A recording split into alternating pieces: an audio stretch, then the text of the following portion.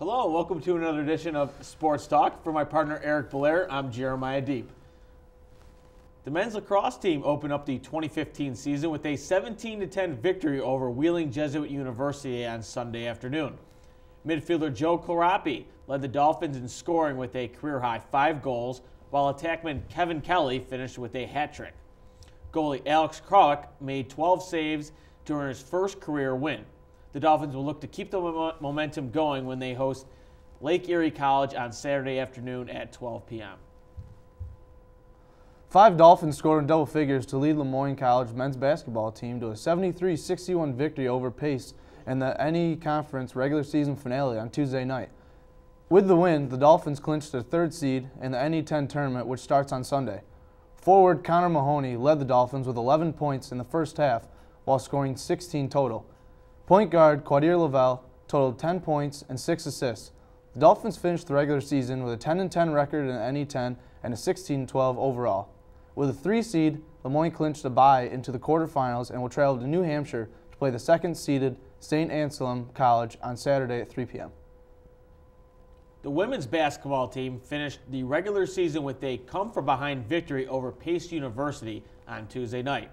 Guard Alex Marple hit a pull-up jumper with less than a second remaining to give the Dolphins a 63-61 win. The Lady Dolphins finished the regular season at 10-10 in the NE10 and 16-12 overall, and have the 3rd most wins in the program's history, and the most since the 2001-2002 season.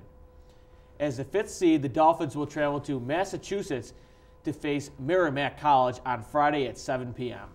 Joe Clarapi and Benjamin Spohr were honored both by the NE10 for their outstanding performances this past week.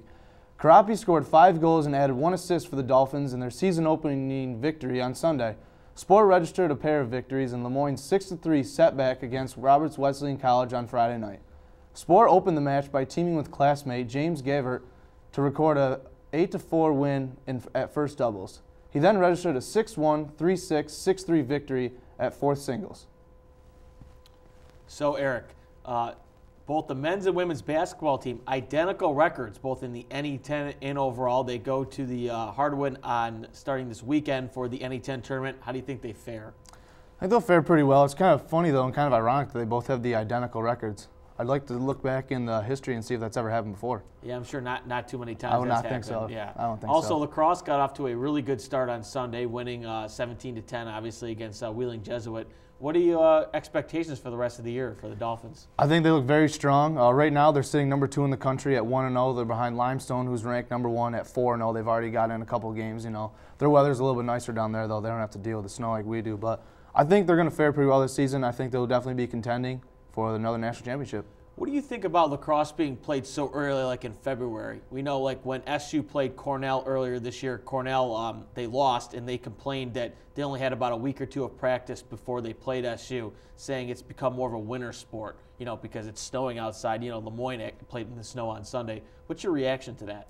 Well, it is kind of a struggle, but you look at it, every season it seems like the sport is starting earlier and earlier, and you know, it is a disadvantage for teams up here in Central New York where we kind of talk about being the hotbed for lacrosse.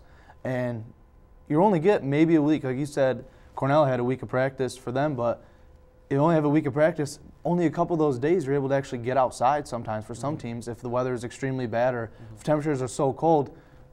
Realistically, you're not even able to go outside to play. So it is definitely a struggle, and teams are starting to fare with it. If you're a team like Denver out there, they still have snow, but they don't have as much snow as we do here. So you know, they're faring a little bit easier, I guess you'd say. So are you okay with the sport starting this earlier? Do you think they should consider, we've heard coaches say maybe push it back to March, force it to start later? What do you think? Yeah, I think it's okay if they're moving it forward because, you know, you're getting in more games, and it's also so your tournament's not going as late into the season. I know my past experiences playing college lacrosse, we were at school after school was all out. We just lived on campus because we went to the NCAA tournament.